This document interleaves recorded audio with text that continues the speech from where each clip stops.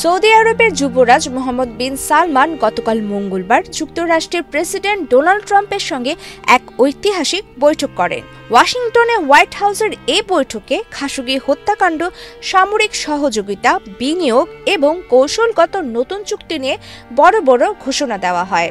বৈঠকে ট্রাম্প আবারও দাবি করেন 2018 সালে ইস্তাম্বুলে সৌদি নিরাপত্তা বাহিনীর হাতে সাংবাদিক জামাল খাশোগি হত্যাকাণ্ডের বিষয়ে সৌদি যুবরাজ কিছুই জানতেন না।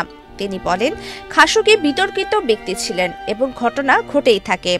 ট্রাম্পের এই বক্তব্য 2021 সালের মার্কিন গোয়েন্দা প্রতিবেদনের সঙ্গে সাংঘর্ষিক, যেখানে হত্যার অনুমোদন দেওয়ার বিষয়ে যুবরাজের সম্পৃক্ততার কথা বলা হয়েছিল। এক্সট্রিম মশার কয়েল প্ল্যান্ট ফাইবার দিয়ে তৈরি, তাই সহজে ভাঙে না, সুগন্ধিযুক্ত ও নিরবিচ্ছিন্নভাবে জ্বলে। ডেঙ্গু, চিকুনগুনিয়া বাহি সহ যে কোনো মশার বিরুদ্ধে দেয় এক্সট্রিম সুরক্ষা। এদিকে সৌদি যুবরাজ হত্যাকাণ্ডকে বেদনাদায়ক ও বড় ভুল বলে উল্লেখ করে জানান, এমন ঘটনা প্রতিরোধে তারা পদক্ষেপ নিয়েছে। এদিকে খাশোগির স্ত্রী হান্নান এলাত্রো সামাজিক মাধ্যমে যুবরাজের কাছে প্রকাশ্য ক্ষমা ও ক্ষতিপূরণ দাবি করেছেন। বৈঠকে সবচেয়ে বড় অর্থনৈতিক ঘোষণা ছিল সৌদি বিনিয়োগ বৃদ্ধি। যুক্তরাষ্ট্রে সৌদি আরবের বিনিয়োগ $600 বিলিয়ন থেকে বাড়িয়ে প্রায় $1 ট্রিলিয়ন করা হবে বলে জানান সৌদি যুবরাজ। ট্রাম্প বিস্ময় প্রকাশ করে এই প্রতিশ্রুতিকে ঐতিহাসিক বলে মন্তব্য করেন। দুই দেশের মধ্যে প্রযুক্তি, কৃত্রিম বুদ্ধিমত্তা, জ্বালানি ও অন্যান্য খাতে বহু $বিলিয়ন চুক্তি স্বাক্ষর হবে বলে জানিয়েছে সৌদি কর্তৃপক্ষ।